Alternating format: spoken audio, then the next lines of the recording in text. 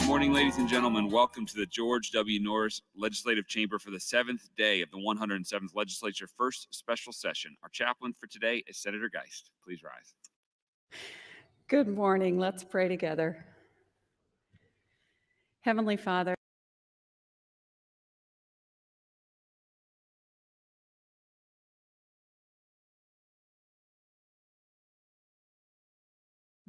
and our hope. In Jesus' name we pray. Amen. Thank you, Senator Geist. Senator Lathrop, you're recognized for the Pledge of Allegiance. Thank you. Join me in the Pledge of Allegiance. I pledge allegiance to the flag of the United States of America and to the republic for which it stands, one nation, under God, indivisible, with liberty and justice for all. Thank you, Senator Lathrop. I call to order the 7th day of the 107th Legislature First Special Session. Senators, please record your presence. Roll call.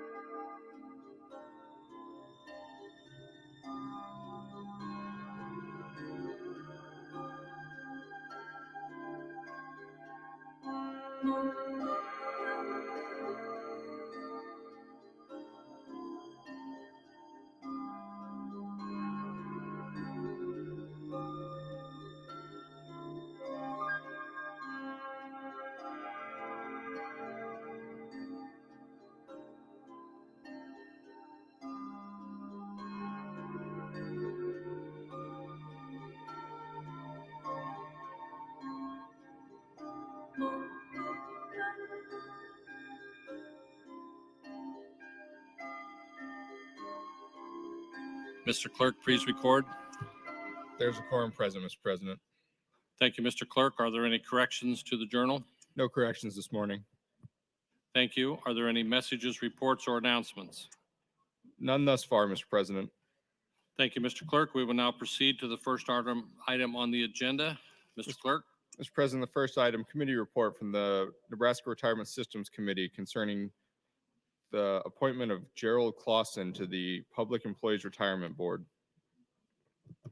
Thank you, Mr. Clerk. Senator Coulterman, you're recognized to open on your confirmation report. Thank you, Senator.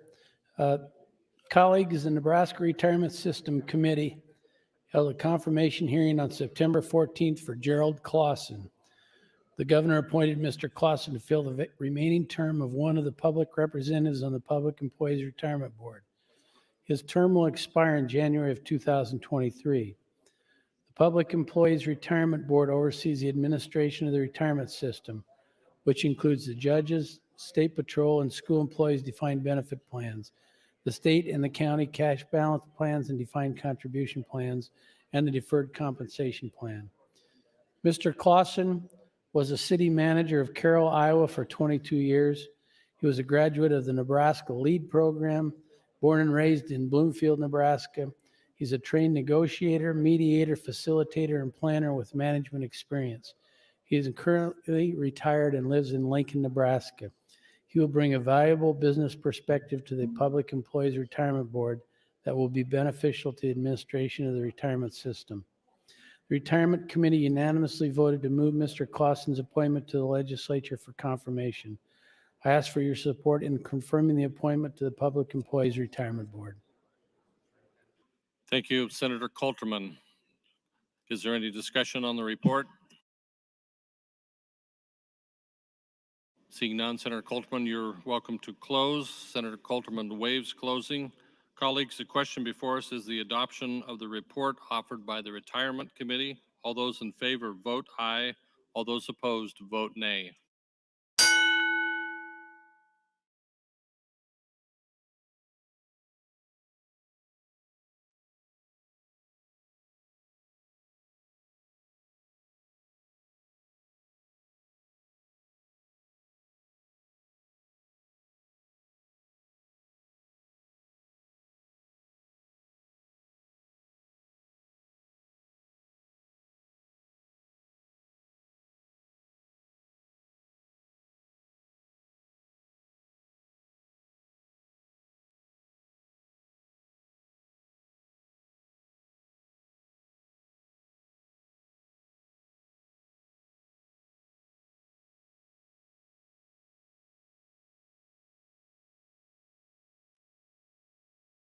Have you all voted?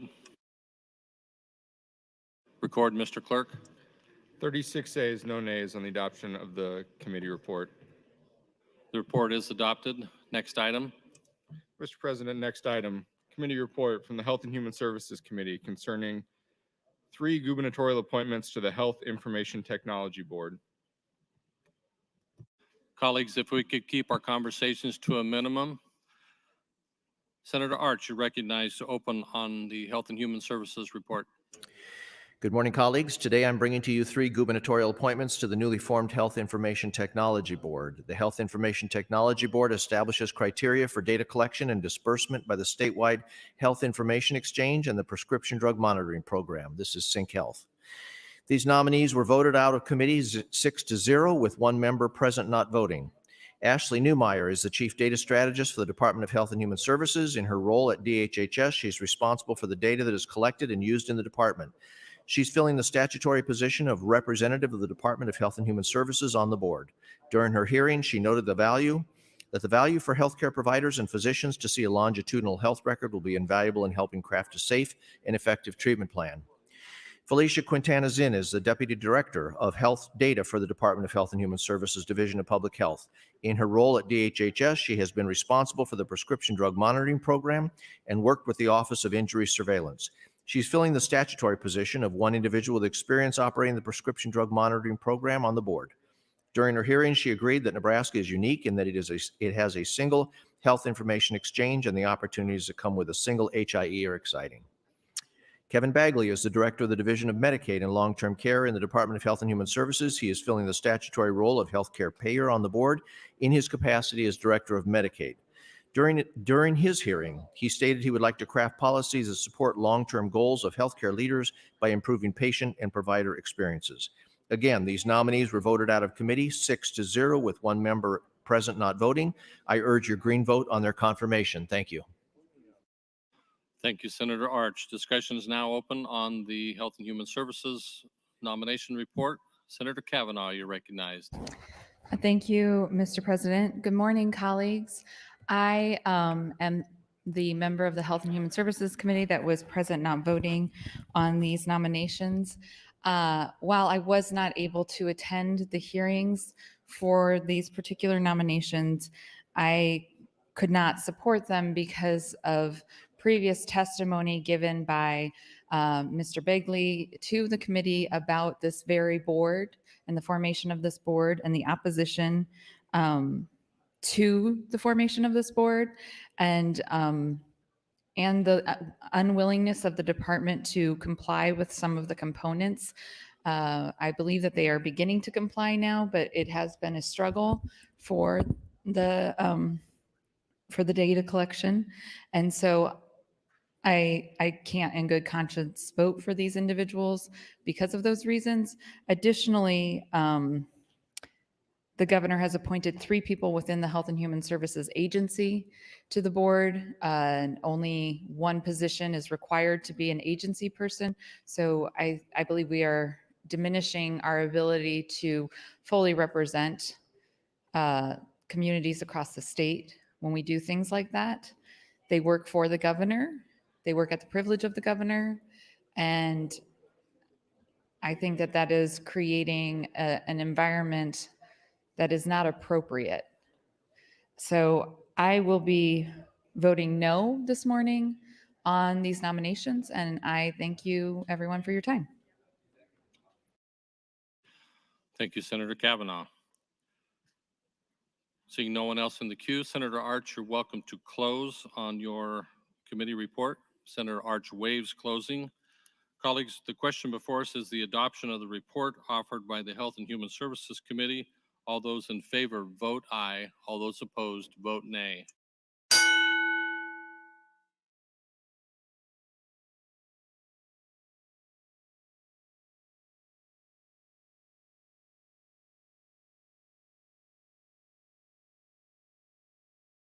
Have you all voted? Record, Mr. Clerk. 38 ayes, 1 nay on the adoption of the committee report. The report is adopted. Next item. Next item, Mr. President, committee report from the Health and Human Services Committee concerning student gubernatorial appointments to the Health Information Technology Board. Thank you, Mr. Clerk. Senator Arch, you're welcome to open on the next report. Thank you. Good morning, colleagues. Today I'm bringing to you an additional 9 gubernatorial appointments to the newly formed Health Information Technology Board. The Health Information Technology Board establishes criteria for data collection and disbursement by the statewide Health Information Exchange and the Prescription Drug Monitoring Program. These 9 appointees were voted unanimously out of committee. Manuela Manny Banner is a registered nurse, a professional administrator in Blair, Nebraska. She's filling the statutory role of hospital administrator on the board. During her hearing, she stated that she sees value in the Health Information Exchange and the opportunities for providing better quality of care, but wishes to balance that with ensuring protection of personal data. Dr. Anna Dalrymple is a family physician in Gothenburg, part-time faculty at UNMC, and has board experience on other boards. She's filling the statutory role of one of 2 physicians on the board. During her hearing, she stated she wants to be a voice for patients and providers in the rural area and will bring a unique advantage point, having lived in both urban and rural settings. Dr. Kimberly Haynes Henson is an associate professor of anesthesiology at UNMC and is also a pain management physician at the Drug and Alcohol Treatment Center at UNMC in Omaha. She's filling the statutory role of healthcare provider board certified in pain management on the board. During her hearing, she noted the impact of the prescription drug monitoring program for pain providers has been invaluable and helped with early intervention. Mona Lisa McGee is the divisional Social Services Director at the Salvation Army in Omaha with a master's in counseling and a doctorate degree in education and human and community resource development. She's filling the statutory role of alcohol and drug counselor on the board. During her hearing, she noted that the electronic communication afforded by the Health Information Exchange can help prevent gaps in care. Lynn Edwards is the Director of Health Information at Gothenburg Hospital. She is filling the statutory role of Health Information Management Professional on the board. She has a master's in health administration and has worked with health information systems in Oregon, Washington, New Mexico, California, Alaska, and here in Nebraska. During her hearing, she noted that information technology and access to change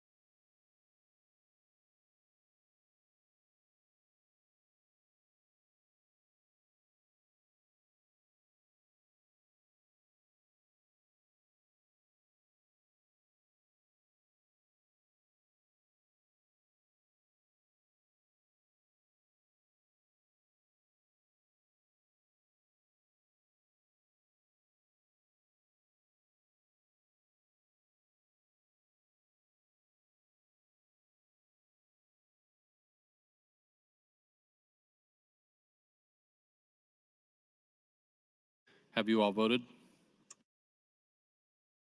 Record, Mr. Clerk. 40 ayes, no nays on the adoption of the committee report. The report is adopted. Next item. Next item, Mr. President, committee report from the Health and Human Services Committee concerning 4 gubernatorial appointments to the Foster Care Advisory Committee. Senator Arch, you're welcome to open on the next report from Health and Human Services Committee. Good morning, colleagues. Today I'm bringing to you 4 gubernatorial appointments to the Foster Care Advisory Committee. The Foster Care Advisory Committee supports and facilitates the work of the Foster Care Review Office, which tracks children in foster care and reviews foster care file audit case reviews. Initial foster care file audit reviews are performed by local foster care review boards. The appointees to the Foster Care Advisory Committee are all reappointments and were all voted unanimously out of committee. Peggy Snurr is a special educator and MANT trainer in Lincoln. She's a member of the Lincoln Education Association, the Lincoln Foster Care Review Board, and a former chairperson of the Foster Care Advisory Committee. In her testimony, she noted the impact that new foster care placements can have on children, including negative educational outcomes. Michael Ernie is a retired military school teacher from Fremont who spent 37 years as an educator. He is a member of the Fremont Foster Care Review Board and the current chair of the Foster Care Advisory Committee. In his testimony, he stated the biggest current challenge when it comes to foster care is the ratio of children per caseworker. Noel Peterson is a former Nebraska Legislative Administrative Aide to Senator Tony Fulton, which is how she learned of and became interested in local foster care review boards. She has served on her local foster care review board for the past 10 years and is an adoptive mother. She's also the current vice chairperson of the Foster Care Advisory Committee. In her hearing, she stated that when you're exposed to kids who linger in care, you develop a passion for doing better for them. Dr. Michelle Marsh is a child and adolescent psychiatrist working at CHI Emmanuel Hospital in Omaha.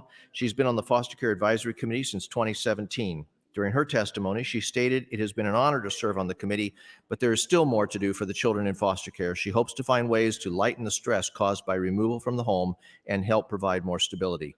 Again, these appointees are all reappointments to the committee, and they were all voted out of committee unanimously. I urge your green vote on these nominees. Thank you. Thank you, Senator Arch. Is there any discussion on the report? Seeing none, Senator Arch, you're welcome to close on your report. Senator Arch waives closing. Colleagues, the question before us is the adoption of the report offered by the Health and Human Services Committee. All those in favor vote aye. All those opposed vote nay.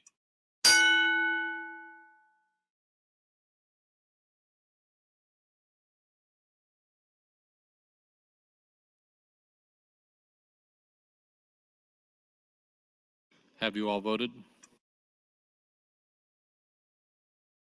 Record, Mr. Clerk. 41 ayes, no nays on the adoption of the committee report. The report is adopted. Next item. Next item, Mr. President, committee report from the Health and Human Services Committee concerning certain gubernatorial appointments to the Nebraska Child Abuse Prevention Fund Board. Senator Arch, you're welcome to open on the Health and Human Services Committee report. Thank you. Good morning, colleagues. Today I'm bringing to you 3 gubernatorial appointments to the Child Abuse Prevention Fund Board. The Child Abuse Prevention Fund is a dedicated fund to prevent the destructive effects of child abuse, and the board oversees and disperses those funds, partners with local agencies and organizations to develop prevention plans and educational materials, and encourages public awareness. These appointees were voted unanimously out of committee.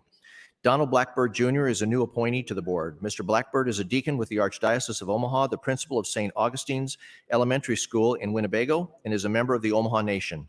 In his testimony, he noted the unique characteristics of the community he lives in and serves. He noted the Child Abuse Prevention Fund Board has a record of working with rural communities and implementing interesting, effective programs. Georgie Scurfield is a new appointee to the board. Ms. Scurfield has spent her 35-year career working in community-based social work in the United Kingdom, in Alabama, and in Nebraska in Douglas and Sarpy County.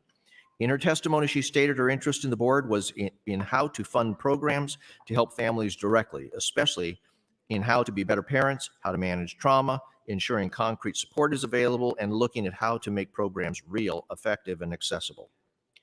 Dr. Paul Nelson is a reappointment to the board. Dr. Nelson graduated from medical school in Nebraska in 1969 and has experience in internal medicine and pediatrics. In his first 10 years of practice, he was a pediatric consultant to Child Protective Services for the county. During his hearing, he said he takes a personal interest in encouraging the board to help establish a recurring analysis of the status of child neglect in the state. Again, these appointees were voted unanimously out of committee, and I urge your green vote for confirmation of these appointees. Thank you. Thank you, Senator Arch. Discussion is now open on the report. Seeing none, Senator Arch, you're welcome to close on the report. Senator Arch waives closing. Colleagues, the question before us is the adoption of the report offered by the Health and Human Services Committee. All those in favor vote aye. All those opposed vote nay.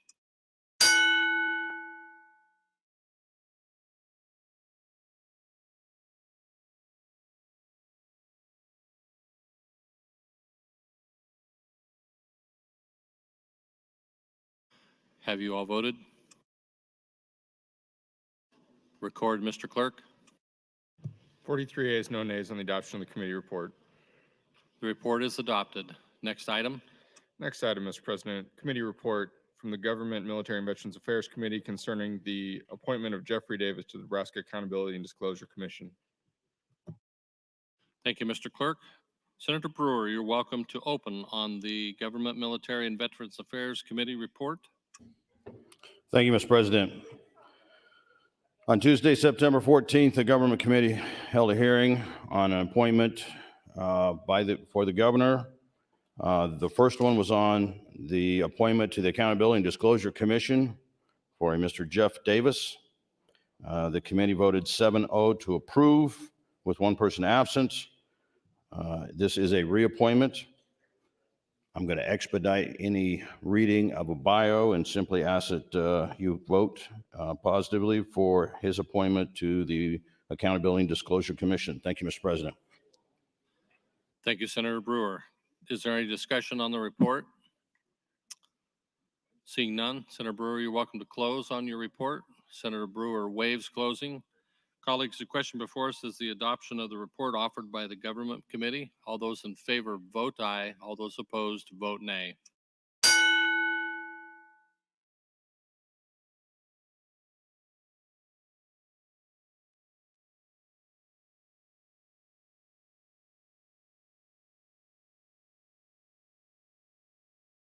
Have you all voted? Record, Mr. Clerk. 39 ayes, no nays on the adoption of the committee report. The report is adopted. Next item. Next item, Mr. President, committee report from the Government, Military, and Veterans Affairs Committee concerning 4 appointments to the Nebraska Tourism Commission. Senator Brewer, you're welcome to open on the next report. Thank you, Mr. President. Again, on Tuesday, September 14th, the Government Committee held a hearing on the interim appointment by the governor. We had 4 individuals that that applied for reappointment to their positions. This again is with the Tourism Commission. They are John Campo, Ashley Olson, Darren Banner, and Barry McFarland. All of them are reappointments. We had a 7-0 vote of the committee with one absent, and I recommend their confirmation to the positions with the Nebraska Tourism Board. Thank you, Mr. President. Thank you, Senator Brewer. Is there any discussion on the report? Seeing none, Senator Brewer, you're welcome to close on your report. Senator Brewer waives closing. Colleagues, the question before us is the adoption of the report offered by the Government Committee. All those in favor vote aye. All those opposed vote nay.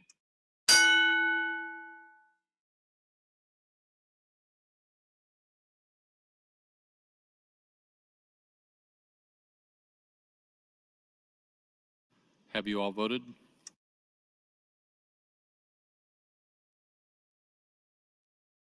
Record, Mr. Clerk. 40 ayes, no nays on the adoption of the committee report. The report is adopted. Next item. Next item, Mr. President, committee report from the Judiciary Committee concerning an appointment to the Board of Parole. Thank you, Mr. Clerk. Senator Lathrop, as chair of the Judiciary Committee, you're welcome to open on your report. Thank you, Mr. President. Colleagues, good morning. The Judiciary Committee held a confirmation hearing on September 15th, 2021 to place Habib Olami on the Board of Parole. Mr. Olami has worked for the state of Nebraska for 15 years, 11 years in the Department of Corrections, and 4 years with the Department of Administrative Services. At the Department of Corrections, he served as a caseworker, training specialist, and emergency preparedness specialist. I think the Judiciary Committee was generally heartened to see someone with experience at the Department of Corrections, a caseworker, somebody that works one-on-one with the inmates to develop their plan. It seemed like a good fit, and as a consequence, Mr. Olami's confirmation was advanced on a 7-0 vote. I would encourage your support of this nominee to the Parole Board. Thank you. Thank you, Senator Lathrop. Discussion is now open on the Judiciary Committee report. Seeing no one in the queue, Senator Lathrop, you're welcome to close. Senator Lathrop waives closing. The question before us is the adoption of the report offered by the Judiciary Committee. All those in favor vote aye. All those opposed vote nay.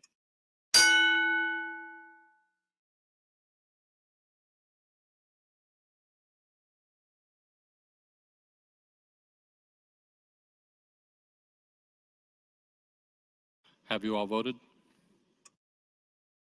Record, Mr. Clerk. 41 ayes, no nays on the adoption of the committee report. Thank you, Mr. Clerk. Colleagues, we are going to skip over the next item on the agenda from the Education Committee and move to Natural Resources. Mr. Clerk. Mr. President, committee report from the Natural Resources Committee concerning several appointments to the Environmental Quality Council. Thank you, Mr. Clerk.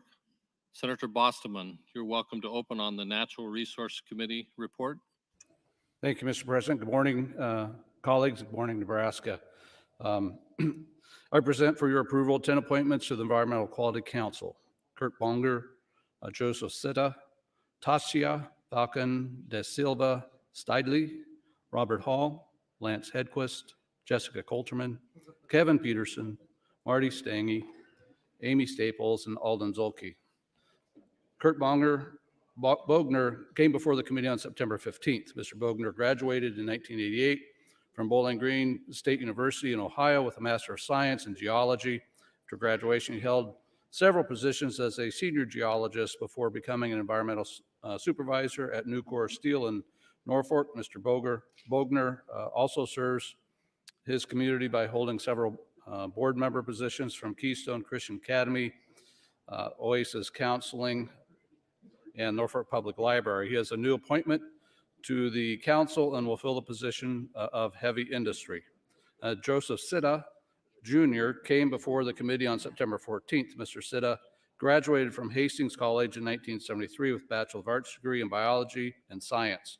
Mr. Sitta holds over 43 years of experience in various positions in the operations and environmental area, and currently is responsible for NPPD's corporate environmental compliance stewardship efforts and oversees the environmental and water resource policies and processes that support the utility's operational and strategic needs. He is a reappointment to the council, filling the position of power industry. Tasia Falcon de Silva Steidley came before the committee on September 15th. Mrs. Steidley graduated with her undergraduate degree in biology in Brazil, where she was born and raised. During her time there, she published 13 peer-reviewed articles on molecular biology and environmental research.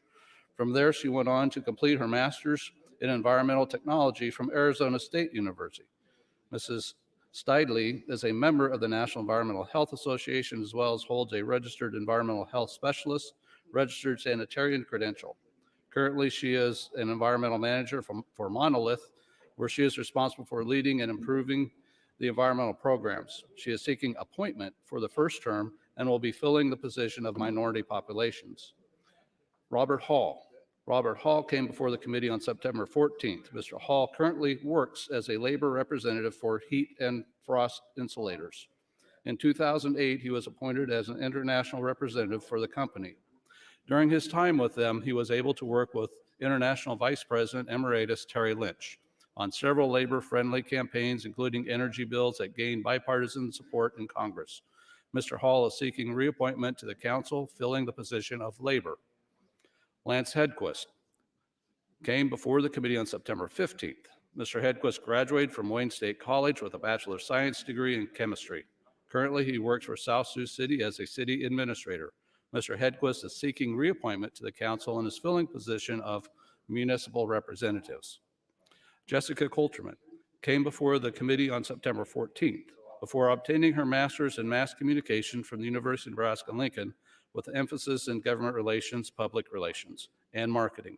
Ms. Coulterman graduated with her undergraduate degree in political science from William Jewell College in Liberty, Missouri. She is currently working as a director of administration for Lincoln Premium Poultry.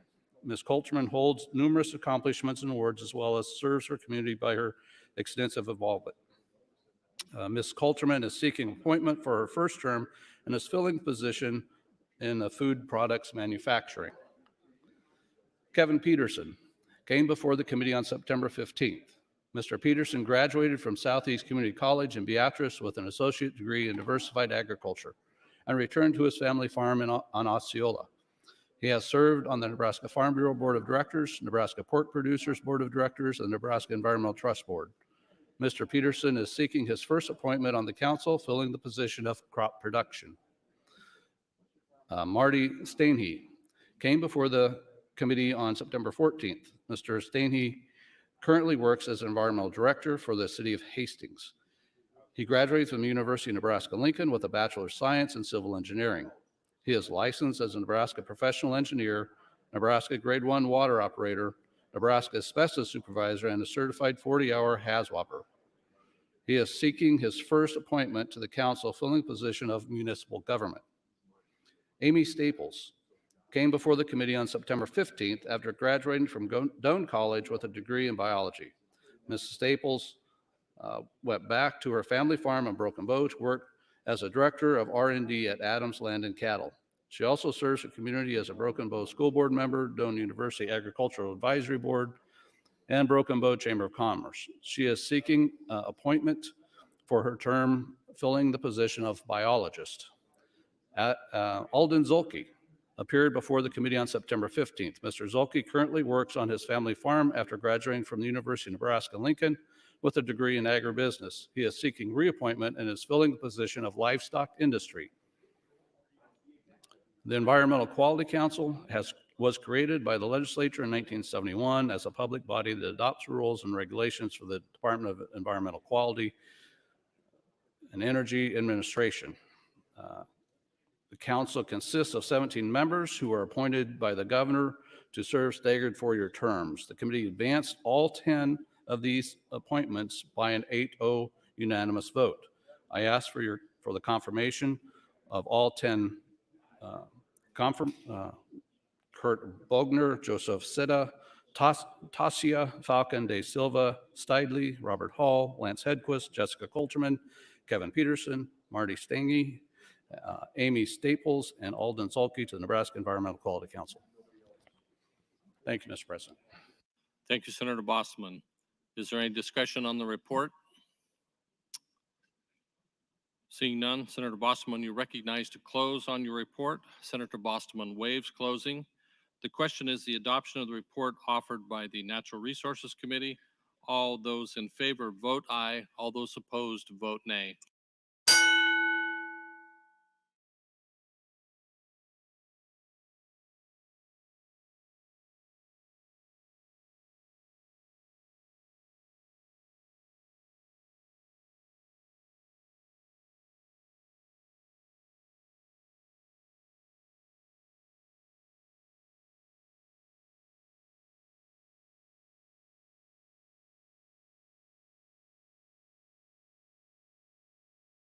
Have you all voted? Record, Mr. Clerk. 38 ayes, no nays on the adoption of the committee report. The report is adopted. Speaker Hilgers for an announcement.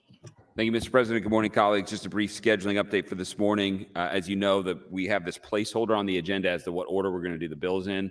I did reference yesterday that we would do PSC and judges. I spoke to Senator Linehan, and we are going to start with LB6, which are the judges' maps, the judges' map, and then LB5 after that will be the PSC. So we'll do LB6, then LB5. Thank you, Mr. President. Thank you, Speaker Hilgers. Mr. Clerk.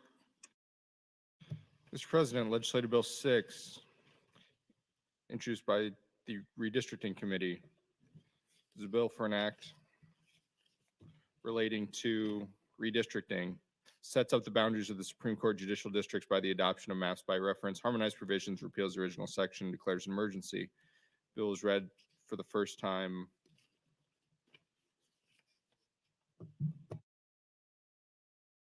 on September 13th, and refer to the Redistricting Committee. That committee reports the bill to general file with no committee amendments.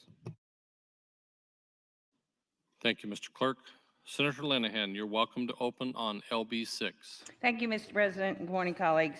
So LB6, the way the committee did these maps is on the Supreme Court, on the PSC, the Regents, and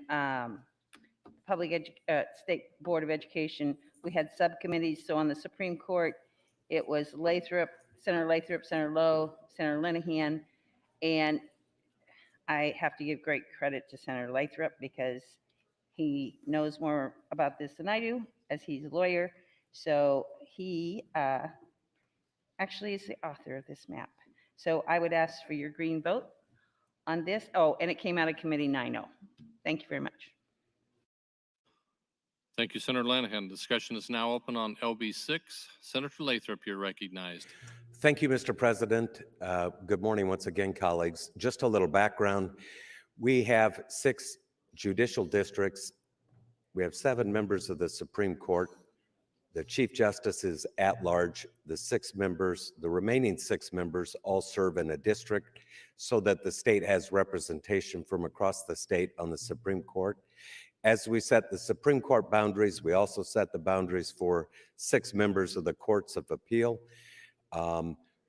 We basically began where we had the maps in the first place, accounted for population changes, and tried to keep each one of the judges who stand for retention in their respective districts. And when we did that, the maps pretty much wrote themselves. As Senator Linehan indicated, this came out of the committee 9-0, and I would encourage your support of LB 6. Thank you. Thank you, Senator Lathrop.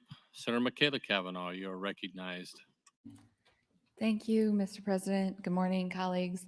I support LB 6, and I would ask if Chairwoman Linehan would yield to a question. Senator Linehan, will you yield?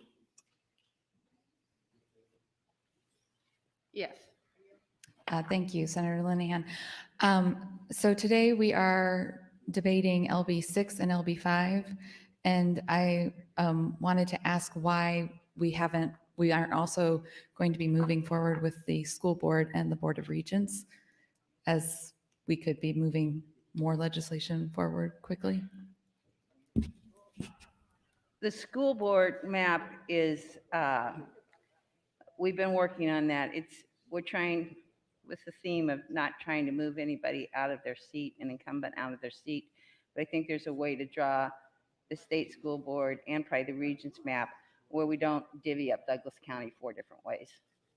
Because right now, Douglas County is in 4 different districts. For the school board and the Board of Regents? Yes. Okay. So how was that? So that hasn't been addressed in the previous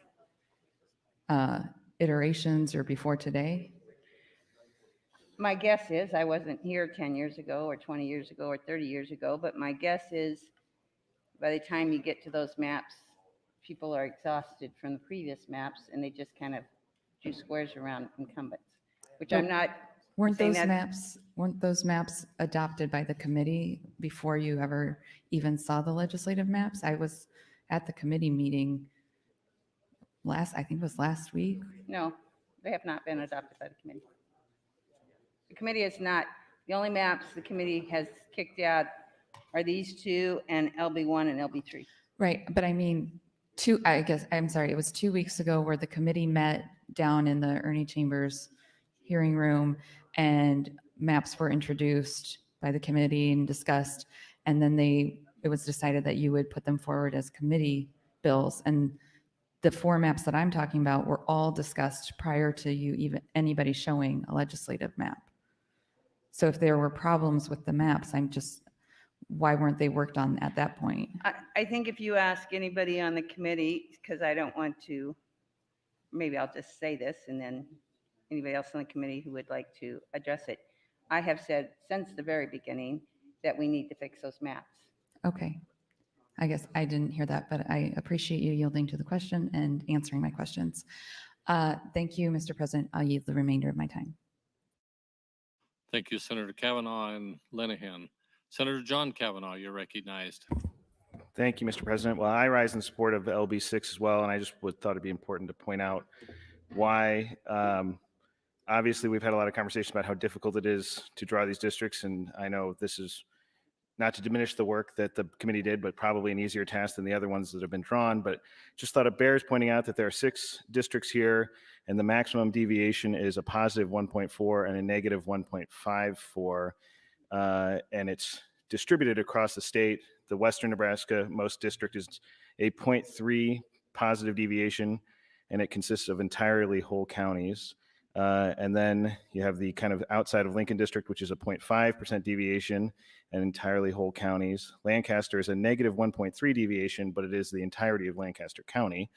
And so that is an acceptable deviation in the sense that it preserves a county and probably would not have been as close to the 0 deviation, including any whole county outside of it. Northeast Nebraska district is a positive 1.4, and that's whole counties with the exception of northwest and north central Douglas County. And then Douglas County has a separate district that's a negative 1.54 deviation. And then Sarpy County is a 0.67. So basically, I'm just rising to say I support this map and that it is possible to achieve maps that have negligible and not systematic deviation and that preserve whole counties and community lines. So with that, I encourage your support of LB6. Thank you. Thank you, Senator Kavanaugh. Senator Groney, you're recognized. Thank you, Mr. President. I was accused by a senator the other day of grandstanding while I get on the mic. I got better things to do than be here, but I look at that camera up there, and people need to have their side, everybody's side debated. On this one, I'm thinking a little bit. I agree. I'm going to vote for it because that's what our Constitution says, but I'm curious why in Nebraska we have districts on the Supreme Court. We don't have it nationally. We look for the wisest and the ones with the most common sense, and they're rare. There's a lot of judges out there. And here we do a democracy in our judiciary. Something went wrong the way we set up our government years ago. Maybe a little bit too much populist. But I told Senator Lathrop I was going to ask him a couple questions to explain to the people what this map is all about. So Senator Lathrop, as we discussed, there's 6 judges on the Supreme Court, is that correct? Or 7, there's 7, right? Senator Lathrop, will you yield? Yes, I will. And Senator Groney, there are 7. 7. The Chief Justice and 6 Associate Justices. So 6 are appointed by the governor. All 7 are. Yeah, but 6, they have to live in a district. Yes, sir. And then the legislature can reject them or accept them. No, we have no say in it. Oh, we have no say. I can explain that if you want, but I don't want to stand on your time. No, just short, give a synopsis of how the process works and why we have one Okay, I'd be happy to. at-large, Chief Justice. Okay, so Nebraska operates under what's called the Missouri Plan. Under the Missouri Plan, unlike, say, Texas, where judges run just like state senators do and congressmen do, and they get donations and they vote on their judges. Here, under the Missouri Plan, there's a vacancy. People apply for it. A committee reviews the applicants and sends names to the. Who is the committee? The committee is composed of some lawyers and some lay people. They are voted on by, I think, members of the bar. I know because I vote on them. So a committee is established to determine, sort through the applicants, and they send names to the governor. The governor then chooses someone, no input from the legislative branch. That person is then appointed to the bench. They stand for retention. So when you get your ballot, you'll see, should Judge so-and-so be retained? Judge Castle. How many years is that? I think it's every 4. Thank you. And then is that the same with the Chief Justice Yes. appointed, but they could live in North Platte? You could have 2 judges from one district basically then. Absolutely. In fact, the Chief Justice does not have a district. And the other thing, Senator Groney, is we have 6 members of the Supreme Court and 6 members of the Court of Appeals. Their districts are exactly alike. So you'll see District 3 starts out in Holt County, where Judge Castle is a resident and goes down to Sarpy County. How many are on the Court of Appeals? 6? 6. They sit in 3s. All right. So there is no tiebreaker in that court. Yes. They sit 3 at a time. They don't sit all 6 together like the Supreme Court has 7. We take the 6 justices and have them sit 3 at a time randomly. So Right, thank you. Thank you. You just got a civics lesson there. I did too, on how our Supreme Court system works. But also, now understand there's a county judges, there's district judges, there's a whole bunch of other judges that are as a whole different district set up. I think there's 11 districts maybe, I don't know, 14. And You all probably get a letter from some judge once in a while or an email. Would you endorse me to the governor because I'm looking for the county judge position or the district judge position? It's a unique system, and I support LB 6. Thank you, Senator Groney and Senator Lathrop. Seeing no one else in the queue, Senator Lanahan, you're welcome to close on LB 6. Senator Lanahan waives closing. Colleagues, the question before us is the advancement of LB 6 to ENR initial. All those in favor vote aye. All those opposed vote nay.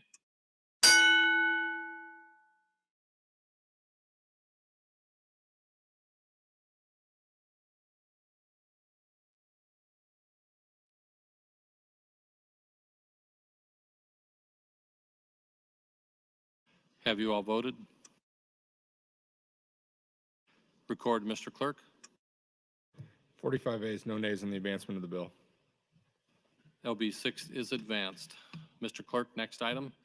Next item, Mr. President, Legislative Bill 5, introduced by the Redistricting Committee, is a bill for an act relating to redistricting. Sets the boundaries of the Public Service Commission districts by the adoption of maps by reference, harmonized provisions, repeals the original section, declares an emergency. Bill is read for the first time on September 13th of this year and referred to the Redistricting Committee. That committee reports the bill to general file. There are no committee amendments. Thank you, Mr. Clerk. Senator Lanahan, as chairman of the Redistricting Committee, you're welcome to open on LB 5. Thank you. Excuse me. Thank you, Mr. President. And again, good morning, colleagues. So again, now the Public Service Commission was also put together with a committee from the committee, subcommittee, and it consisted of Senator Blood, Senator Breezy, Senator Geist. It has the 5 districts. It came out of Committee 9-0, and I would appreciate your green vote on the Public Service Commission map. Thank you. Thank you, Senator Lanahan. Discussion is now open on LB 5. Senator Flood, you're recognized. Thank you, Mr. President. Good morning, members. I do support this map. I support LB 5. I don't know how else I would have drawn it. But earlier this year, I introduced LB 293, which would have taken the Public Service Commission from 5 members to 7 members, because I was afraid of what I see in this map. They did what they had to do. This is the way it works, folks. But that district right now encompasses most of the state of Nebraska, if you haven't seen it. And whoever gets elected out there has a big, big job, because this year, with the COVID money that comes from the federal government, there's the potential for hundreds of millions of dollars that is designated for rural areas. And the Public Service Commission, in my opinion, has to be accountable. They have to make sure that we are serving areas with broadband, that we are holding companies to account, that we're following the money, and most important, that whoever provides the service or installs the fiber provides the service. I worry quite a bit that in the next year or two, we're going to have all this federal money coming to counties, cities, the state, and you're going to have a bunch of fly-by-night operators that promise the world to put fiber in the ground, and they will be nowhere to be found in 5 years. The Public Service Commission now has one district that is larger than multiple states. In the district that I live, Dodge County is the largest county, followed by Madison, followed by Platte. This is a big area with a lot of needs. 7 would have been better because we need more representation. But my message to the Public Service Commission is, you've got a big job to do. And if you want to do business at the Lincoln Country Club with a bunch of telecoms on a Friday afternoon and do business as usual, we aren't going to solve any problems out here. We need to see a partnership with rural Nebraska. We want representation on here that goes to bat for us, that follows through, that connects the dots and hooks people up to broadband. And whoever represents that big area of Nebraska might have the hardest job in Nebraska politics, because they might also have one of the most important jobs. I support the map. I wish it was 7. I understand why it's drawn the way it is, and I expect more from the Public Service Commission. I expect them to hold people accountable, and I look forward to hearing the discussion. Thank you, Mr. President. Thank you, Senator Flood. Senator John Kavanaugh, you're recognized. Thank you, Mr. President. So spoke on the judiciary map and was in favor of it because the deviation was minimal. If anybody takes a look at this map, you can see, as Senator Flood pointed out, the very large 5th district is additionally the smallest district by population. It's a negative deviation of 4.23% for a total population of 375,688, whereas district in Eastern Douglas County is a positive deviation of 4.44% for a total of 409,738 people, which essentially means that one district in Western Nebraska has 34,000 fewer people than the district in Eastern Douglas County, which is essentially almost an entire legislative district. There's the other districts are both the Lancaster County district is a deviation up of 4.41%, and the district Senator Flood lives in is a negative deviation of 3.44%. My point of all of this is that the two urban-based districts have positive deviations close to the limit, whereas the two most rural districts have negative deviations closer to the limit. And you look at this map, you compare it to the judicial map, and you can see that this follows county lines for the most part where practicable. Douglas County is divided because it needs to be more than one district because it's overpopulation. And that's the only county that's divided. The rest of the counties are whole. There are plenty of counties that you could move out into the 5th district and then shift from the 1st into the 4th that would more equalize those populations. So it is potentially possible to keep counties whole in this map and be close to the deviation. So that's why I'm opposed to this map at this point in time. There's a feasible way to achieve more equitable, more close in line with one person, one vote. Thank you, Mr. President.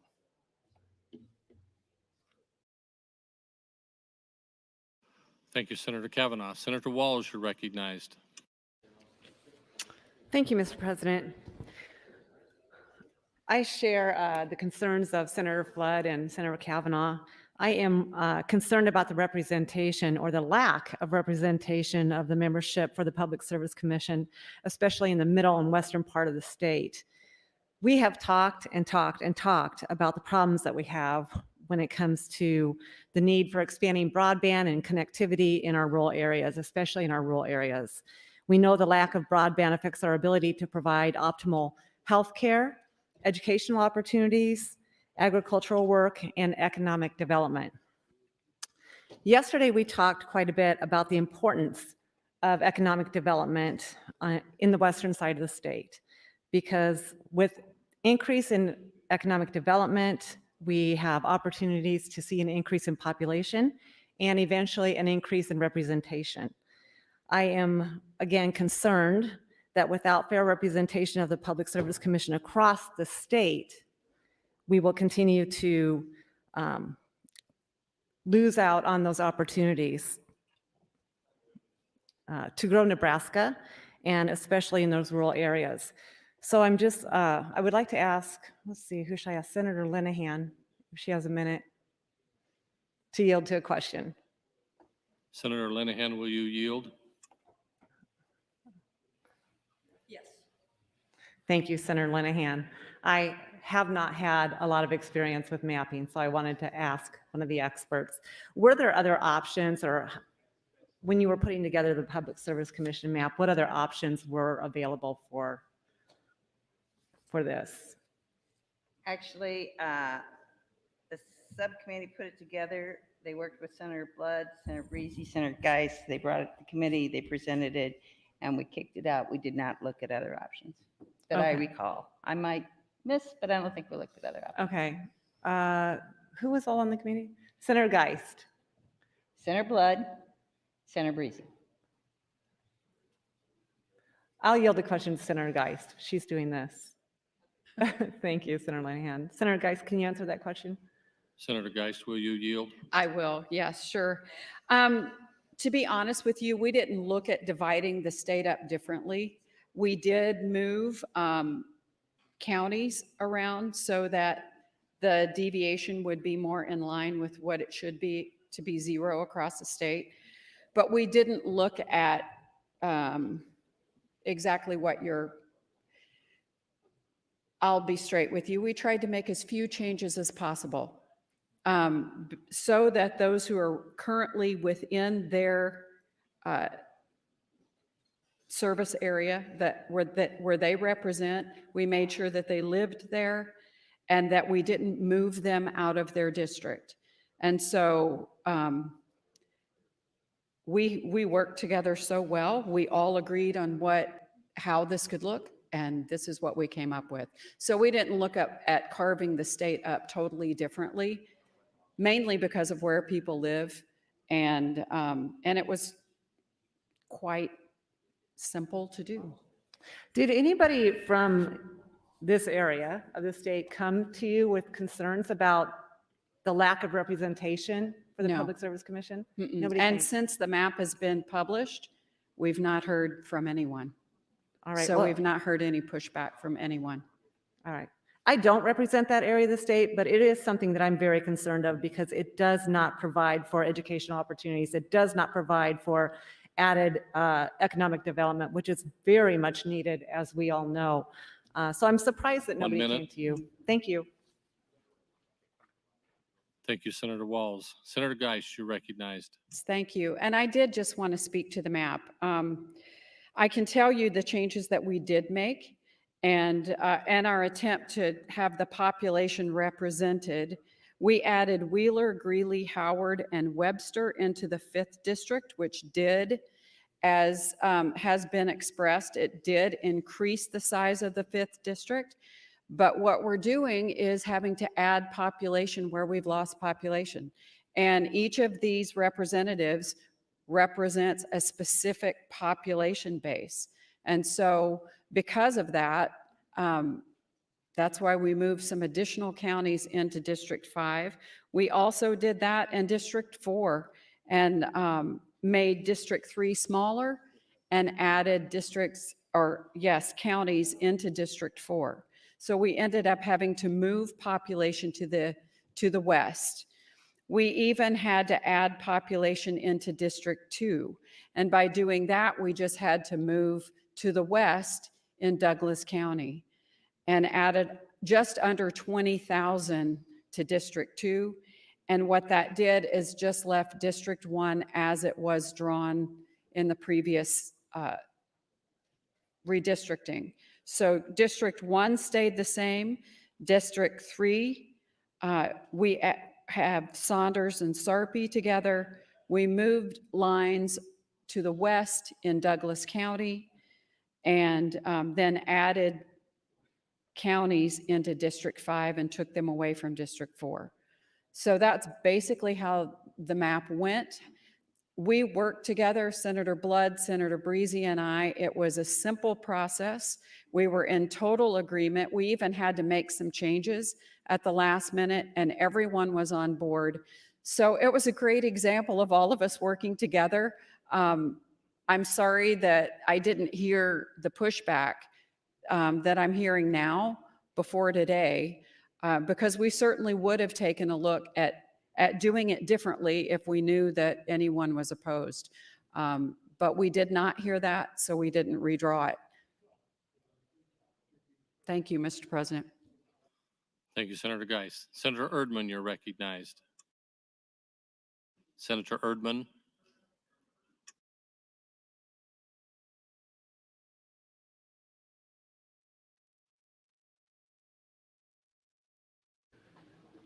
Thank you, Mr. President. Sorry about that. I was trying to clarify with Senator Flood about his comment about 7 commissioners. He is absolutely correct when he talks about the size of our district, and it is most of the state west of Grand Island. It's amazing how big that district is. So I was wondering if Senator Flood would yield to a question. Senator Flood, will you yield? Yes. Senator Flood, you mentioned you had introduced a bill to go to 7. Can you explain what happened to the bill? Well, it had a hearing in front of the Transportation and Telecommunications Committee, and it was not advanced out of committee. I don't know that there was consensus in the committee. I I'd let Senator Friesen answer that, but I didn't prioritize it either, in fairness to the committee, but I did introduce it because I feared what the map that was drawn, that had to be drawn, was coming. Okay. When was that? When did you introduce that? I introduced it in February of this year. Okay. All right. So just recently. All right. This biennium, yeah. Okay.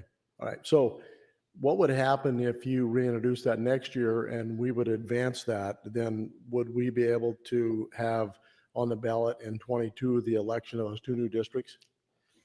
I don't know. I just read the provision in the Constitution in Article 4, subsection 20. The Public Service Commission is authorized to have 3 nor more than 7 members as the legislature shall prescribe, whose term of office shall be 6 years. I think that we could change it in between the redistricting process. It would probably result in another redistricting to make sure it was done right. But I don't know that we could do it that would affect anything in 2022. I would defer to the Secretary of State on that. I definitely think we could do something prior to 2024 if we wanted to that cycle. As to whether we can do it this cycle, it may be somewhat unfair to change it in January and then expect people to still have a district to run in. Okay. So currently, if we have 5 commissioners, there's about 220,000 people per district. And if you went to 7, that would change it to about 156. How would that give us more representation? I mean, we wouldn't get another commissioner. It would be significantly more than 1, but not 2. Right. The way I had envisioned it is that, of course, Northeast Nebraska would have its own public service commissioner, or we could draw the lines horizontally so that, I've always wanted to see a district in the state where Chadron, Valentine, Norfolk, Ponca, South Sioux City had something in common. We all are in an area with no interstate. They ripped the rail line up in 1965, and we share kind of this common disdain for the lack of infrastructure in Nebraska. But I think you could draw the lines horizontally. I think you could get more creative. Obviously, population, 1 vote, 1 person, 1 vote is still going to be proportional. But if we could get 2 more elected officials serving the area, I think it would be very positive. I would agree with that. I would hope that you would consider doing something with that bill again. Perhaps we can move that needle some and make a difference, because as you said, there's going to be a lot of dollars come, and that's a big job for one commissioner to handle. Thank you for your information. I appreciate it. Thank you. Thank you, Senator Erdman and Senator Flood. Senator Linehan, you're recognized. Thank you, Mr. President. I too am very supportive of expanding the number of members of the Public Service Commission, even though I'm standing here thinking, oh, we'd have to draw more maps. But clearly 5 and the disparity of how huge the 5th district is problematic. Then I'm going to stick up for my committee a little bit.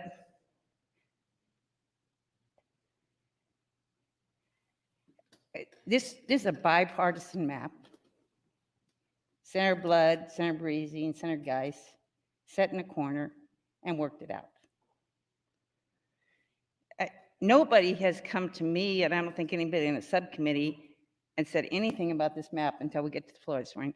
Senator Kavanaugh, John Kavanaugh, would you yield to a question? Senator Kavanaugh, will you yield? Yes, Senator Kavanaugh, did you look at this map before this morning? I did. When did you look at the map?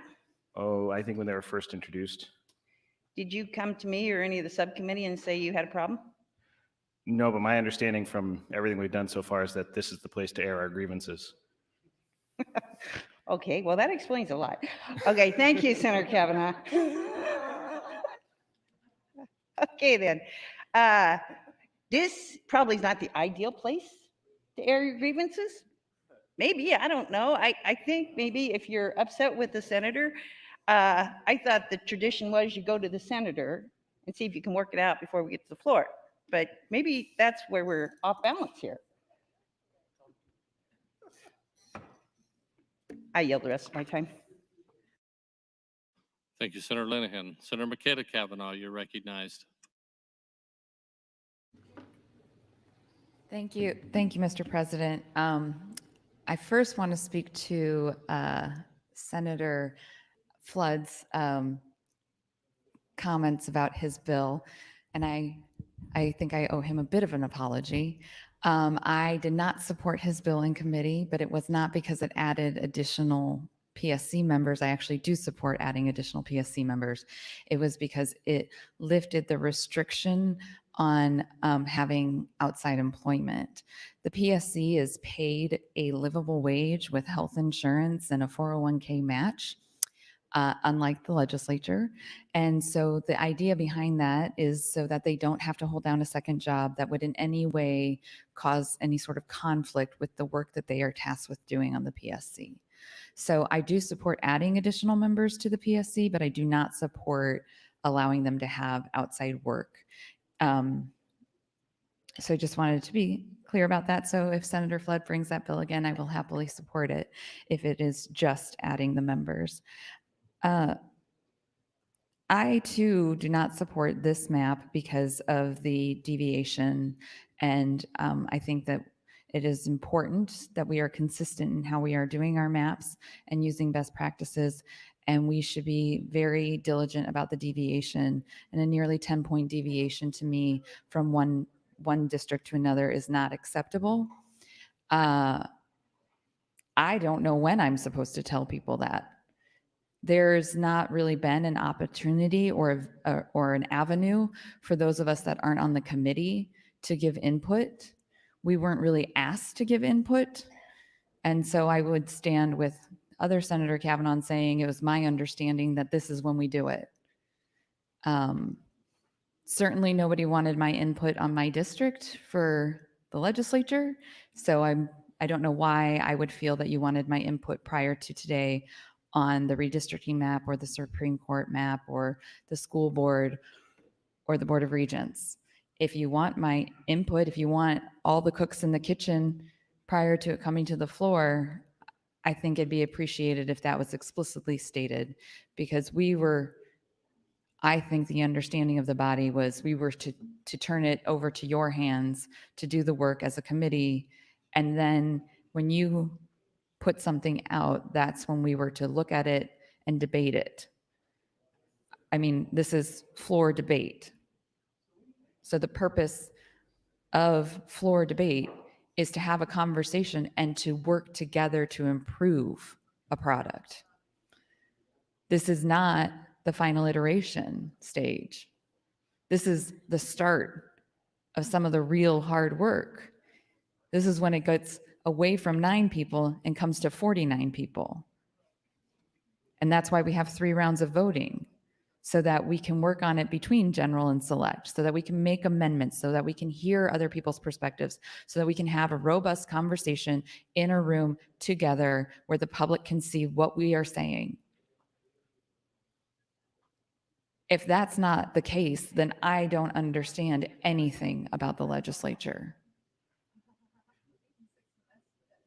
I don't think people having opinions about the PSC or any of the maps means that they are attacking anyone.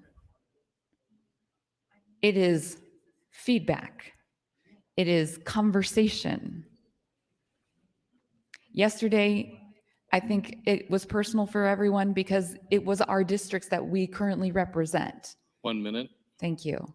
But it's okay to have opinions, and it's okay to share those opinions with the public and with our colleagues.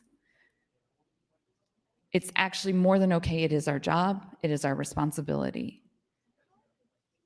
So I'm going to continue talking about what I think about the maps on public record, not behind closed doors. I'm going to share it with all 48 of you. I guess I'm 49, all 48 of you, and I'm going to share it with the people of Nebraska.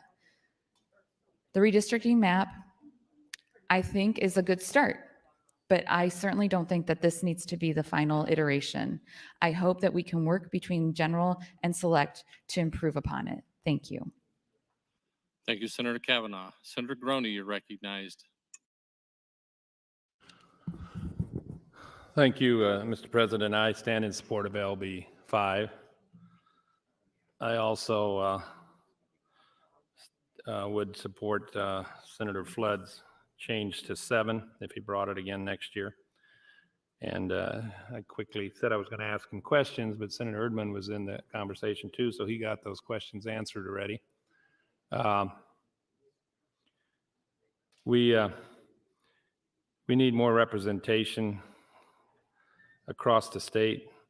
If there is an issue that affects the whole state, I mean, not just areas, it's Public Service Commission. Maybe I'm getting old, but 20 years ago, I could get cell service about anywhere in the state. That is not the case today because of new technology and more demand on information, data. Each cell covers a smaller area, which most of us understand that, but it isn't improving. I have not seen much improvement of those areas. I'm not just talking Western Nebraska. I got family in Schuyler, and I go through Senator Bosselman's district from here to there, and I have cell service about 30% of the time. That's a big issue, folks. That's communication. That's business. And if you're a business person and you're traveling, you're talking on your phone, and you're using your time. But that has changed, and issues pipelines too. We've had most people didn't even know what the Public Service Commission was until Jane Cleve and the Democrats made a big issue out of a pipeline, and kept their vehicles running and our fuel costs low. But I doubt most people know who their Public Service Commissioner is. So we need more representation. Hopefully he brings it next year. And as was mentioned, it doesn't need to go on the ballot. Constitution says you can have up to seven districts. I think we could do it and try. It's a big issue. This is an economic development issue. This is also a communications issue, which are combined, and we need it. We need it out in the rural areas. Heck, I can go downtown, some cities, and not get cell service because you're in a hole or something. But and I know 5G is the big thing, but it's the same as everything. Everything gravitates towards the new, to the more wealthy who want things and can afford more services like 5G, but give us 4G at least across the state before we start worrying about 5G, so that all Nebraskans can have communication services. But, and we're high cell phone taxes. Public Service Commission handles that. They could deal with the legislature and say, why are some of these communities charging such a high tax besides sales tax on top of their occupation tax on top of a cell phone service, which they have very little cost to the city and infrastructure. But there's a lot of things that should change, and I'm tired of being called the #1 highest state in the nation on our cell phone taxes. So anyway, it's a good map. It's as best as you can do to get representation, kind of hard to say, across the state. 1 minute. Thank you, Mr. President. Thank you, Senator Groney. Senator Friesen, you're recognized. Thank you, Mr. President. I stand in support of LB5 and the map as it's drawn. And if people can look at it and, you could take one small county and shift it around over here, but in the end, it doesn't do a whole lot. You're talking a huge area. And I find it a little ironic that there's some people standing up saying how rural Nebraska needs representation, and yet last night we were willing to take a state senator from out there and move them to Sarpy County, and nobody seemed to have a problem with that.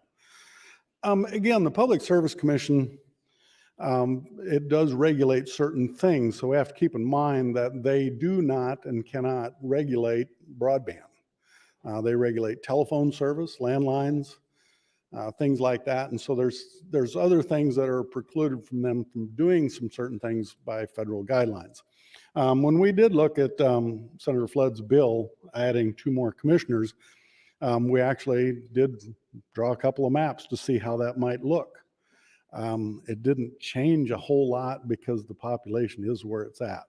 And yes, it would have done a little bit better representation up into northeast Nebraska because you could have designed it that way, but it still left a huge part of Nebraska served by one commissioner. I think the biggest thing is that when people have a problem, I think most people don't even realize that they can call into the Public Service Commission to file a complaint. And I think that's something that we need to put out there more, is that when they're having telephone problems or their service is bad, they can call into the Public Service Commission and register a complaint. And if enough complaints come in, they do actually open a docket and they will hold a hearing on it and see once they can fix it. So we, Public Service Commission looks at railroads, we talk about pipelines, we talk about telecommunications. I don't know, other than providing some funding for cell phone services, I don't know that they regulate cell phones, but I can check into that closer. But I think that's also a federal issue. So again, the maps as currently drawn, I think are close enough. And again, if somebody wanted to move a county or something here or there, it isn't going to make a difference in the big picture. I know one of the commissioners has a huge area. And again, we need to hold our commissioners accountable if they're not doing their job. But again, I, for one, think that right now, I don't know that it would make much difference adding 2 commissioners. When we looked at the fiscal note of that, it was large enough at the time that we didn't think it was worth the dollars being spent to add those 2 commissioners. So that's where the bill stands today.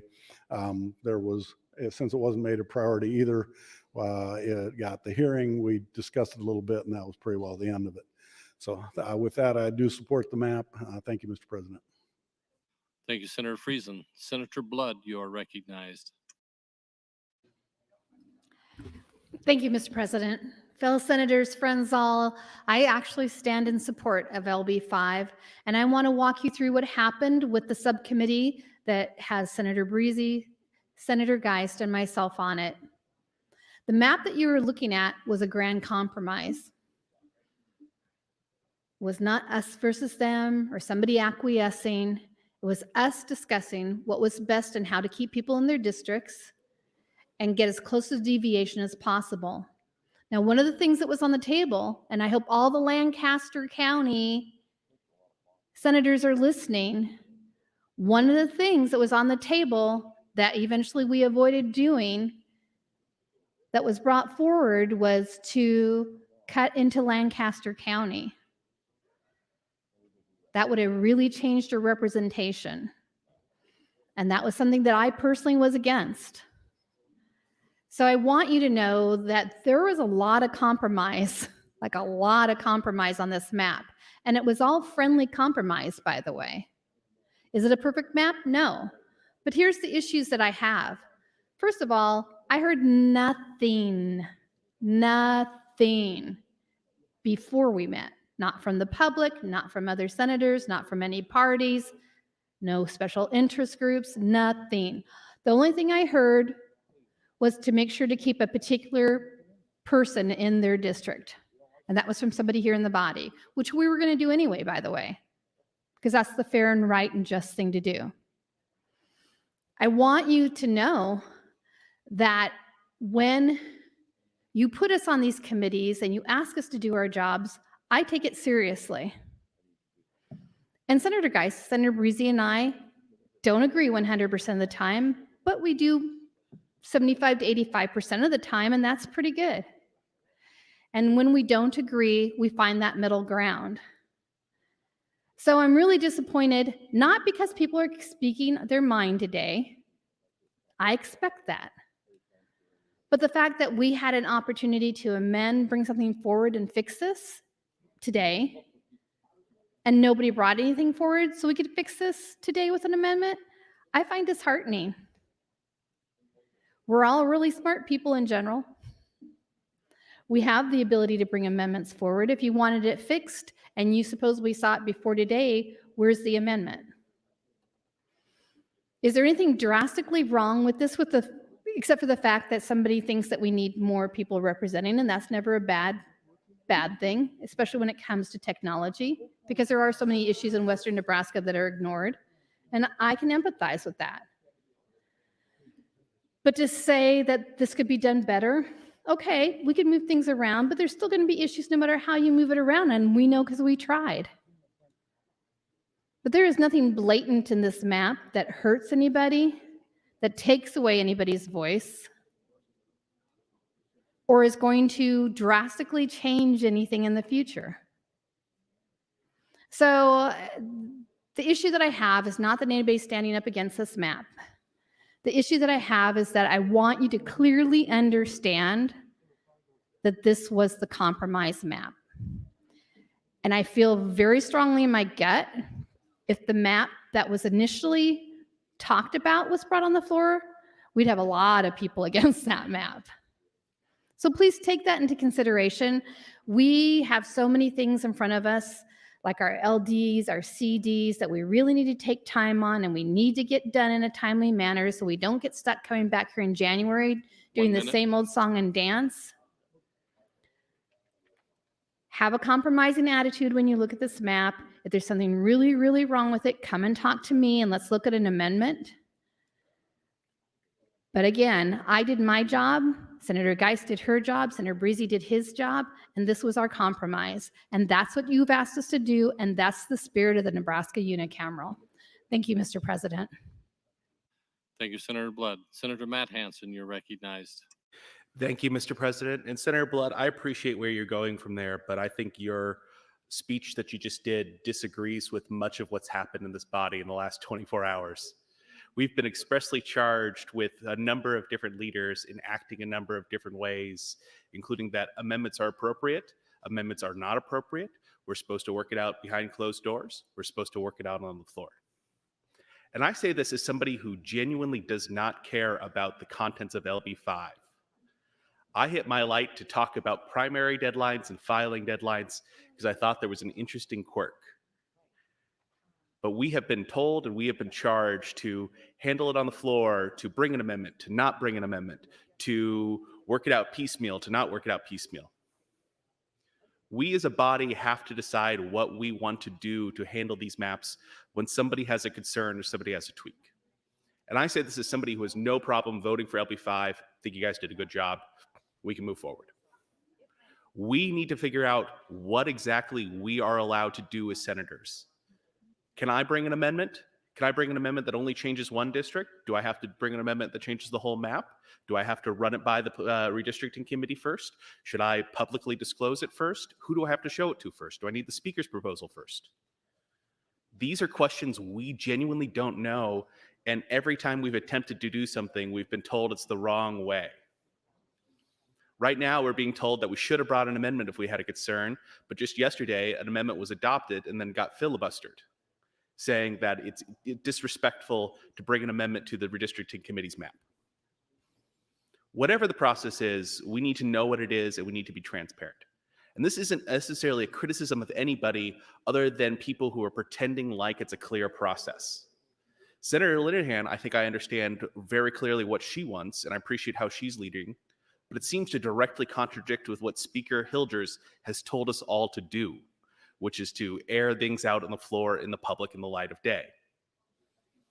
Somebody needs to figure out what they want us to do and what the appropriate way to handle these things are, because I'm getting tired of being told that speaking against a map, asking a question against a map is inappropriate because we worked really hard and how dare you question us.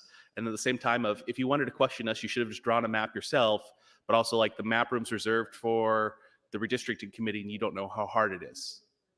We're getting all of these speeches and all these lectures from so many different people to the point where had I had a question about Public Service Commission, I don't know how I would have gone about it. Let's have a clear process. Let's figure it out. Let's move forward. But all this piecemeal of like, how dare you question this map? We worked hard. Okay. I mean, it's just confusing and befuddling. And I had a whole point about us being the early primary, and we're the fourth state in terms of, or I think tied for fifth in terms of primaries. We're one of the few states that does in early May, so it's hard to change maps in the spring and still have a filing deadline and a primary period. That's what I originally clicked my microphone to say. By NCSL, there's 4 states to go in front of us. We're tied for 5th. It's important to do these maps earlier, and I'd only want, like now, as opposed to waiting to the spring, or to Senator Flood's point, it would probably be unfair to change public service commissions in the spring because we'd be, racing a map through in February and March, about the time the filing deadline is. So unless we're changing the filing deadline for everybody and drawing new maps, like we're probably going to have the difficulty of printing ballots. Should we change anything in the spring, or should we fail to get our business done here today? 1 minute. This week. Thank you, Mr. President. So I appear to be last in the queue. Senator Linehan's going to get a close, and we're all going to move on and end the day. But in the future, I genuinely don't know how I'm supposed to approach redistricting, because it appears that everything me or a colleague has tried to do, whether it's an amendment, not an amendment, whether it's a piecemeal, whether it's the whole map, has been deemed inappropriate. And I would just like clear allegiance from the leadership team of the body to be on the same message and let us know what we can and cannot do. Thank you, Mr. President. Thank you, Senator Hansen. Senator Flood, you're recognized. Thank you, Mr. President. Members, I just want to reiterate, I'm for LB5. I think the redistricting committee drew the map that has to be drawn in this situation, and I agree with all of their points. It is a interest of mine to go to 7 someday as a member of the legislature, and I hope that this map makes the point that I was trying to make, and that is a little bit more representation would go a long way. And with that, I'm going to support LB5, and I want to thank the efforts of the Redistricting Committee. Thank you, Senator Flood. Seeing no one else in the queue, Senator Linehan, you're recognized to close on LB5. Senator Linehan waives closing. Colleagues, the question before us is the advancement of LB5 to ENR initial. All those in favor vote aye. All those opposed vote nay.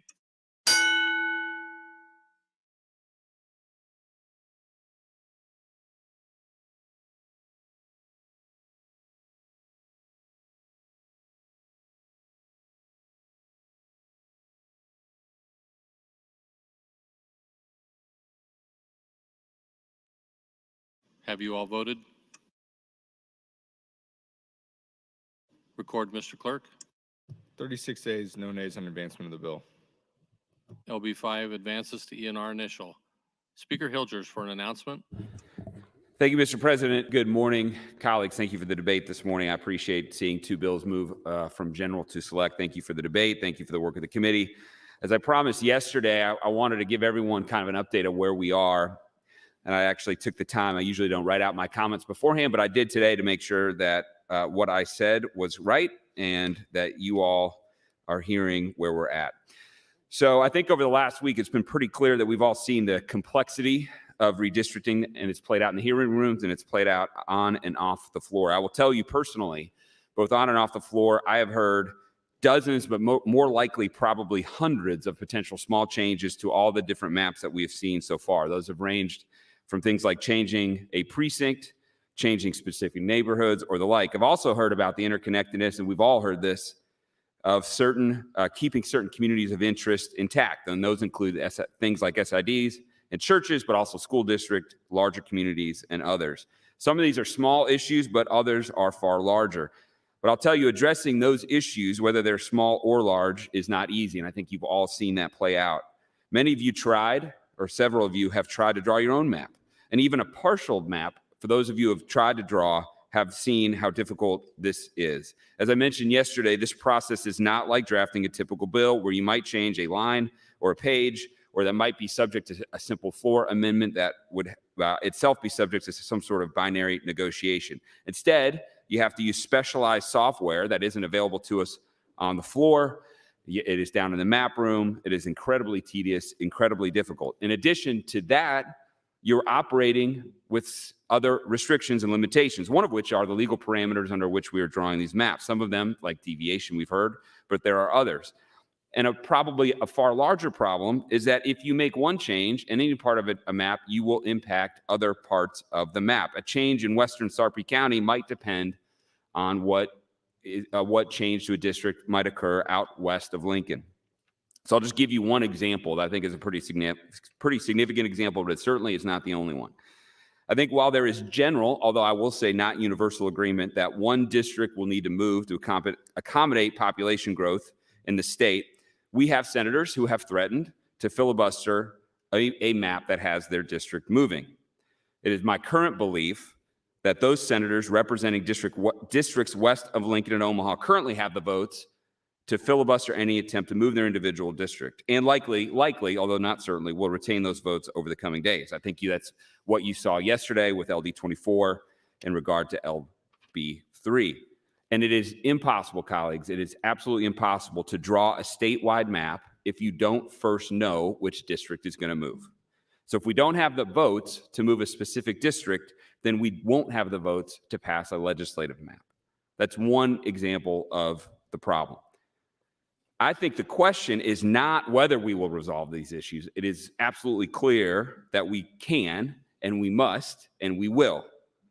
The question, though, is whether we will resolve them within the timelines of this special session. That's an open question, colleagues. No one in this state's history has done a special session on redistricting. There's no historical precedent guiding our actions here today in this week. And it's a question that we're going to answer here over the coming days. But I want to give you some big picture context as we think about this. In prior years, you've heard me say this before, but it's worth repeating to put this into context. The Census Bureau has given us the data in January. And we typically have 5 months, 90 working days to think through, to digest, to absorb, and ultimately negotiate final changes. You can see just from a small snapshot of what we have had in this process just in the last week, why that extra time is important. And we see this in bills, but especially we see it here. A change on day 1 could look utterly unacceptable, but by day 20, something you might consider. Day 40, maybe you can warm up to. By day 90, maybe you're all in voting for it. We are on day 7 today. Putting aside the fact that we're under the time restrictions of a special session, in addition to that, we are not in a regular session. What that means is we are not dealing with other pieces of legislation. There aren't other things that we're working on. There aren't other things to negotiate with.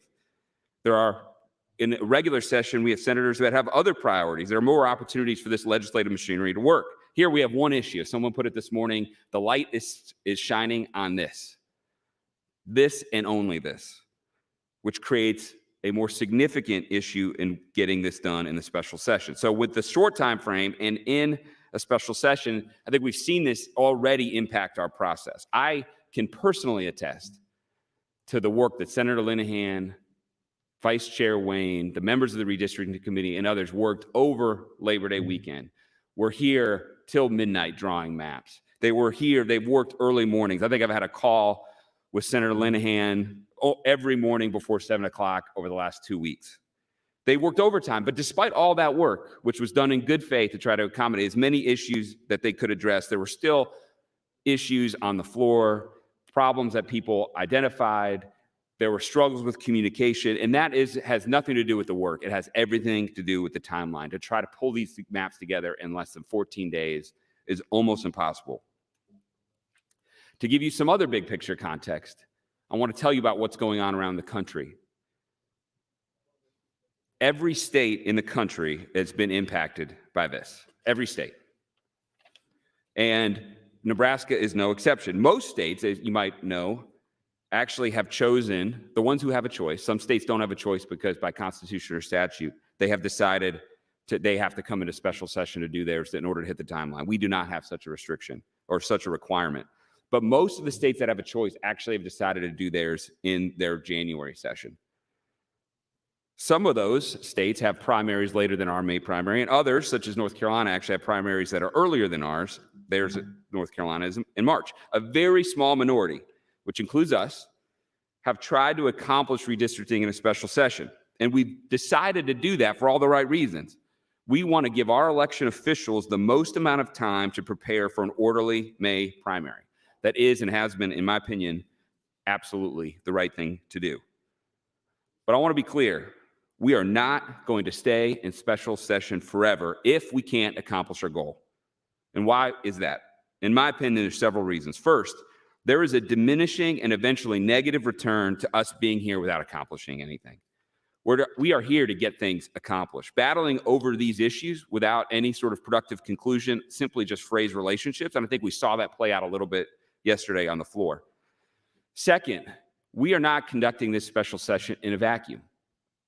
When we come back in January for our second half of 107th legislature, we, in my opinion, I think this is shared by many of you, have a once-in-a-generation opportunity to have transformational positive good for the state of Nebraska.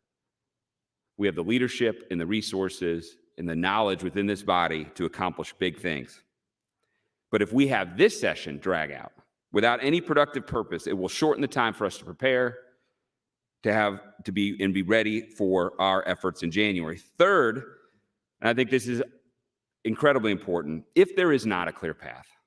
If there is a clear path, that's one thing. But if there is not a clear path to resolution, I cannot, in good conscience, ask you, with your work and family obligations, to stay here, to take time of your interim away from your family, away from your work, without a possibility of having a productive outcome. But I want to be really clear. It is by far my preferred route to get this done now. I do not want to wait till January. And we will stay as late as we need to today and tomorrow and the rest of this week to accomplish that. But ultimately, we do need to answer the question, which has never been asked before, is whether we can get this done in a special session. If that answer is yes, then we'll get this done. We will get this done in September, and we will get it done within the timelines originally set out for this session. But if the answer is no, I want to be clear, we will adjourn sine die. Now, I originally set the special session to be complete by September 30th. And originally, I had scheduled final reading to be done, believe it or not, by this Friday, which would have meant that we would have general file done today. Well, obviously, that, of course, is not going to happen.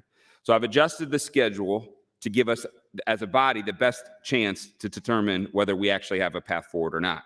So here's where we're going to be. We will need to complete all 6 bills. We are not doing some and not others. We are either doing all or we're doing none. All 6 redistricting bills have to be passed general file by Saturday. Tuesday, Wednesday, Thursday, Friday, Saturday. And as you know, we're going to be here in session on Saturday, or I intend to. If we are not able to do that, general file by Saturday, all the bills, and we will adjourn sine die.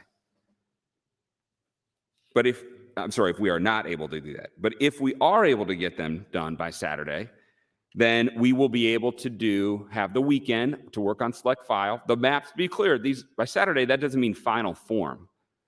We have to get through the large material sticking points between various sides by Saturday. If we're able to do that, then we have select file Sunday and then Monday and then no later than Tuesday to work out any additional changes that we have to have, which would then allow for a layover day on Wednesday, and then we could have final reading on Thursday.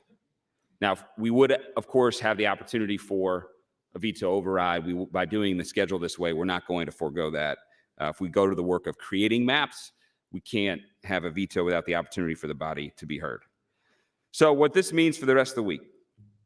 As I mentioned yesterday, we did get one of the important pieces of having the filibuster early on LB1 and LB3 is by rule, those 8 hours are done. So now on general file, we just have 2 hours left on each.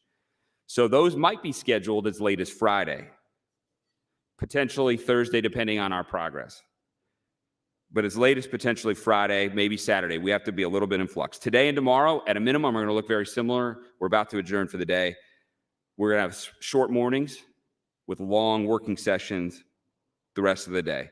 By Thursday, we very well might take up other maps or start more substantive today, but with the Saturday deadline, we'll maybe look more likely to Friday. But if we need to, we can go through Friday into Saturday.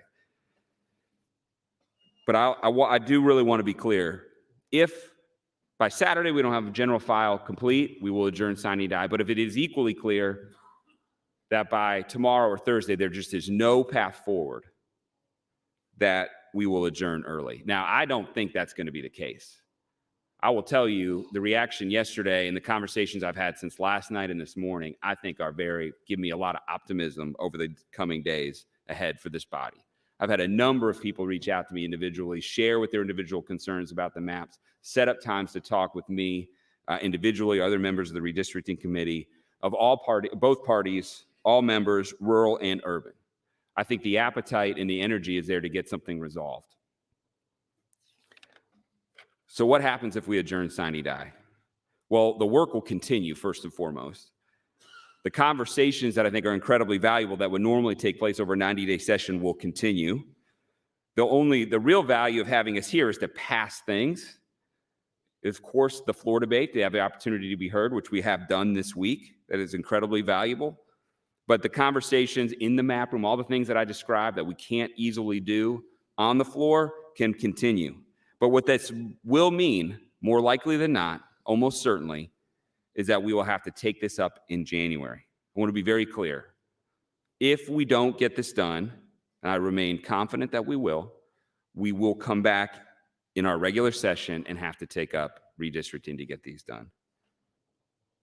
This is a last resort.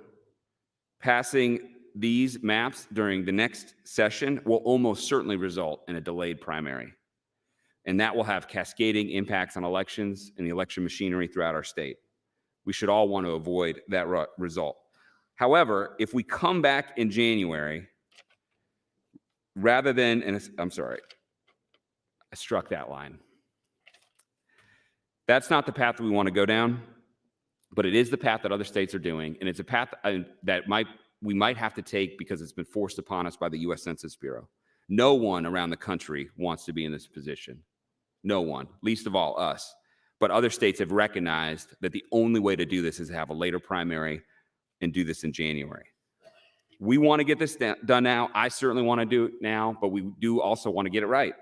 These lines are the lines we're going to have for the next 10 years, far after all of us are gone from this body. If we happen to have one delayed election to get these right for the next 10 years, then ultimately that's the price that we'll have to pay. If we do, I am confident of this. If we do adjourn sine die this week, it certainly won't be for lack of trying. It simply will be that it was not possible under the time frame that we've had. So I will be here morning, noon, and night, meeting with as many people as possible. I know Chair Linehan will be the vice chair of the redistricting committee. Any and all people who have an interest in this, who have issues, the door will be open. I will say, please ask for a little bit of patience. I've had so many people reach out to talk, trying to get schedules aligned and everything else. But I would ask for everyone's energy and commitment to be able to get this done over the next week. And I'm confident that we can, but it will take the whole body working together, finding a place of compromise. When this body works the best, it's when we listen to each other. So we work through hard issues. Sometimes we come up with innovative solutions where we all win. Sometimes someone's got to give. Everyone's got to give a little bit, and we can get it done at the end of the day. I'm confident that's what's going to happen here, but it will take everyone with that spirit. With that, I think that's it for the day, but I look forward to working with everyone over the next several days to get this across the finish line. Thank you, Mr. President. Thank you, Speaker Hilgers. Mr. Clerk, for items. Just one, Mr. President. Announcement, the Education Committee will have an executive session immediately upon the recess in Senator Walz's office, room 1107, upon adjournment. Finally, Senator Lindstrom moved to adjourn the body until Wednesday, September 22 at 9:00 a.m. Colleagues, you've all heard the motion. All those in favor say aye. Opposed, nay. We are adjourned.